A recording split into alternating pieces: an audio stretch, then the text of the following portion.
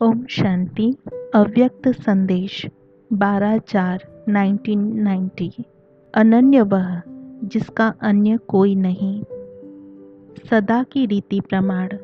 आज जब मैं वतन में पहुंची तो बाबा सामने ही खड़े थे और बाहें फैलाए आओ बच्चे कह बुला रहे थे। जैसे ही मैं नज़दीक गई तो बाबा मेरे को दृष्टि देते हुए भी जैसे और कहीं थे। ऐसे महसूस हो रहा था जैसे बाबा देख मेरे को रहे हैं लेकिन यहाँ है नहीं। मैं कैच करने की कोशिश कर रही थी कि बाबा कहाँ हैं। तो थोड़े ही समय के बाद बाबा ने पूछा, बच्ची, बाबा तुमको देखते हुए भी मेरे को सभी बच्चे याद आ रहे हैं। मैं आपको नहीं देख रहा हूँ लेकिन जो मेरे अनन्य बच्चे हैं वह सब मेरे सामने हैं। मैंने कहा, बाबा सभी अनन्य बच्चे तो मधुबन में आए हुए हैं। जब मैं यह कह रही थी तो बाबा मुस्कुराए और कहा, हाँ बच्ची। बाबा का मुस्कुराना बहुत रहस्य युक्त था। मैंने कहा, बाबा आप क्या सोच रहे हैं? बाबा ने कहा, आज मैं अपने अनन्य बच्चों को चुन रहा हूँ। मैंने कहा, बाबा आप किस प्रकार के बच्चे चुन रहे हैं? आज बाबा का रूप बहुत ही हल्का था, इसलिए रूहान कर रहे थे।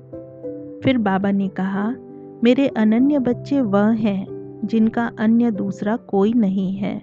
दूसरा जो अनंत मौज में, स्वीट साइलेंस में और अनंत खुशी में समाये हुए रहते हैं, उन्हें बाबा अनन्य बच्चे कहता है। मैंने कहा, बाबा आपको ऐसे कितने बच्चे नजर आए?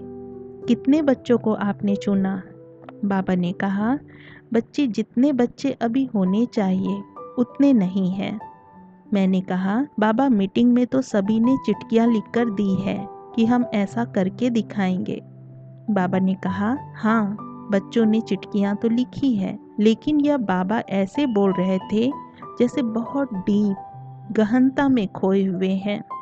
आधा यहाँ है, आधा कहीं दूसरी जगह है। बाबा ने कहा, चिट्ठियाँ तो बच्चों की बाबा के पास पहुँच गई हैं, लेकिन चलो बाबा तुमको एक दृश्य दिखाते हैं। वतन में पहली बार मैंने नया दृश्य देखा। एक नदी का किनारा था। बाबा हमें नदी के किनारे पर ले चला। उस किनारे पर थोड़ी ही दूर एक कमल के फूल जैसा फूल था। बाबा ने कहा, वहाँ जाओ, देखो क्या चीज़ है। मैं गई तो देखा कि वह कमल का फूल ही था लेकिन बंद था। बाबा ने कहा, तुम इसका चक्कर लगाओ। मैं जैसे चक्कर लगाते गई तो वह खुलता गया। जैसे थाली के ऊपर थाली आती रहती है, स्टैंड घूमता रहता है। जैसे यहाँ इडली बनाने की थालियाँ खांचे वाली होती हैं, इसी रीति उसमें थालियाँ ऊपर आती गई। उनमें दीपक जल रहे थे। फिर बाबा ने कहा, अभी बच्चों को बुलाता हूँ। बाबा ने दृष्टि दी और दृष्टि से ही बहुत बच्चे जैसे सेकंड में वहाँ पहुँच गए। बाबा ने कहा, सभी बच्चे एक एक दीपक लेकर आओ। थालियाँ ऊपर आती रही और एक एक दीपक सभी उठाते रहे। दीपक भी कमल पुष्प के ही आकार का था। उसके अंदर बाती जल रही थी। बीच में लाइट के कुछ शब्द भी थे। बाबा ने कहा, यह दीपक लेकर सभी किनारे पर खड़े हो जाओ। जब सब नदी के किनारे लाइन में खड़े हो गए तो बाबा ने कहा, मैं इशारा करूं तो सभी यह दीपक नदी में डालना।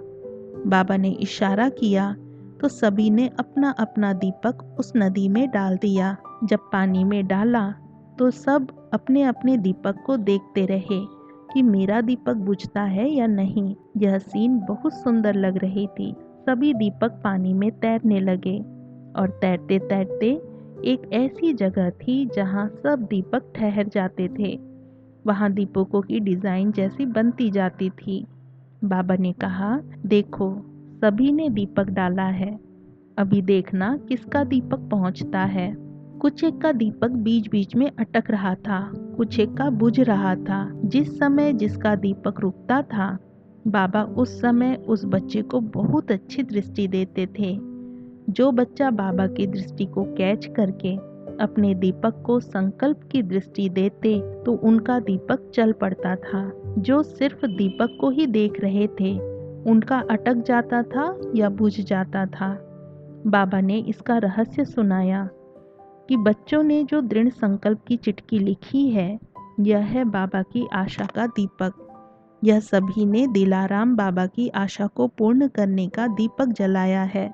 अब इस जगे हुए दीपक को चाहिए शुद्ध दृढ़ संकल्प, जिससे यह आशा का दीपक मंजिल पर पहुँचे, नहीं तो कहाँ न कहाँ अटक जाएगा। बाबा ने अटकने के 3 कारण सुनाए। बाबा ने कहा बच्चे 3 पर में अटक जाते हैं। वह 3 पर हैं, पहला परचिंतन, दूसरा परदर्शन और तीसरा परमत। आशा का यह दीपक जो नीचे ऊपर होता है उसका कारण यही 3 बातें हैं। फिर कोई कोई बच्चे बाबा के श्रेष्ठ संकल्प की दृष्टि को कैच करके इससे मुक्त हो जाते तो दीपक चल पड़ता है। इस 3 पर को निकालने के लिए चाहिए एक पर उपकार। यह है सुलटा, वह 3 है उल्टे। जो पर उपकार की अर्थात शुभ भावना शुभकामना की दृष्टि देते हैं उनका दीपक न रुकेगा न बुझेगा। आगे बढ़ते बढ़ते संपन्नता व संपूर्णता की बाप समान बनने की मंजिल पर पहुंच जाएगा। ऐसा सुनाते बाबा ने कहा, अच्छा एक दीपक ले आओ, इसमें देखो क्या क्या है। दीपक में नीचे था कमल पुष्प। बाबा ने कहा यह है न्यारे प्यारे रहने की स्थिति, दीपक इसमें ही स्थित होता है। दूसरा इसमें लाइट के शब्द थे, लाइट में लिखत थी दृढ़ संकल्प। यह दृढ़ संकल्प की ही बातें थी। इसी रीति से दीपक सजा था। बाबा ने कहा कई बच्चे कहते हैं कि मैंने जो किया या कहा वह पेपर लेने के लिए किया, मैंने कोई सच्चे भाव से नहीं किया। मैंने कहा कि देखे उसने जो प्रतिज्ञा की है कि क्रोध नहीं करूँगा, ईर्ष्या में नहीं आऊँगा, तो कितना इसमें पास है। कई फिर कहते मैंने कोई परचिंतन थोड़े ही किया, सिर्फ समाचार ही तो सुनाया। ऐसे हंसी की, बहाने व प्रदर्शन की अनेक बातों की लिस्ट बाबा के पास है। इसलिए बाबा आज सुना रहे हैं। ऐसी बातें आगे नहीं करना, तभी आपका दीपक मंजिल पर पहुंचेगा। बीच बीच में रुकावटें आए भी तो इन 3 पर को एक पर से अर्थात पर उपकार की भावना से एकदम काट देना। फिर मैंने कहा बाबा आज तो भोग लेकर आई हूँ। बाबा ने कहा हाँ बच्ची, मधुबन का भोग। इस ब्रह्मा भोजन के लिए तो देवताएं भी तरसते हैं। ब्रह्मा बाबा भी मधुबन के भोग को बहुत याद करते हैं। मैंने कहा बाबा, ब्रह्मा बाबा को मीटिंग में सभी ने बहुत याद किया। बाबा ने कहा ब्रह्मा बाबा बच्चों को कितना याद करते हैं, यह तो गुड़ जाने, गुड़ की गोथरी जाने। बच्चे भी जानते हैं लेकिन नंबरवार। यह तो बाप देखता है कि ब्रह्मा माँ बच्चों को कितना याद करते हैं। फिर बाबा ने भोग स्वीकार किया, हमें भी खिलाया। दूसरी संदेशियाँ भी भोग लाई थी, वह भी स्वीकार किया। फिर मैंने कहा बाबा, कल हमारी मीटिंग में एक बहुत रमणीक बात निकली। आजकल सेंटर्स पर जो भोग लगता है उसमें आधे सेंटर पर तो भोग लगाने वाली संदेशियां हैं, आधे में नहीं है। संदेशियों का पार्ट तो काफ़ी चला है। अभी सबका विचार ऐसा निकला कि सभी सेंटर्स पर योग में ही भोग लगाया जाए। यह सुनकर बाबा बहुत मुस्कुराए और कहा कि अच्छा, संदेशियों को रेस्ट देनी है। मैंने कहा बाबा रेस्ट नहीं देते हैं, चारों तरफ एक जैसा हो जाए इस भाव से किया है।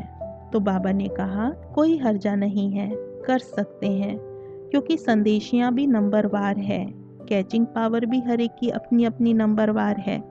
मैंने कहा लेकिन बाबा, यह तो उन्हें बाबा से वरदान मिला है, यह वरदान खत्म तो नहीं हो जाएगा। तो बाबा ने कहा बच्ची, अविनाशी वरदान कभी खत्म हो सकता है क्या? संदेशी कभी स्व के प्रति भी वरदान यूज कर सकती है। कभी भी संदेशी को चाहिए तो बाबा के पास आ सकती है। सेवा प्रति नहीं तो स्व के प्रति, रूहान के प्रति भी वरदान को काम में लगा सकती है। अविनाशी वरदान समाप्त थोड़े ही होता है। मैंने कहा, बाबा कभी कभी कोई संदेशी का पार्ट खत्म भी हो जाता है। तो बाबा ने कहा, बच्ची इस गुह्य गति को बाप ही जाने। फिर मैंने कहा, बाबा मधुबन में क्या होगा? तो बाबा ने कहा, मधुबन में भी कुछ समय ऐसे करना होगा।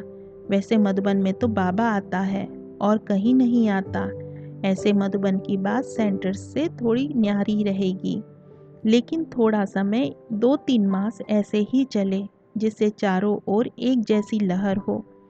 मधुबन में कई जरूरी मैसेज होते हैं। वह संदेशी भोग के अलावा भी बाबा के पास संदेश लेने आ सकती है। फिर बाबा ने कहा, यह जो जीते जी मरने आदि का भोग लगाते हैं, संकल्प तो बहुत अच्छा करते हैं, लेकिन ऐसा समझकर नहीं लगाओ कि पिछाड़ी में कोई लगाने वाला हो या न हो इसलिए लगा रहे हैं। लेकिन जो भोग लगाए वह समझे कि मैं मर गई, अर्थात नष्टो मोहा हो गई, फिर किसी में मोह न रहे। ऐसे कहते बाबा ने सभी को याद प्यार दी और कहा, बाबा भी खुश, बच्चे भी खुश नसीब, सदा खुशी में नाचते नाचते एक दो को सहयोग देते आगे बढ़ते चलो। ओम शांति।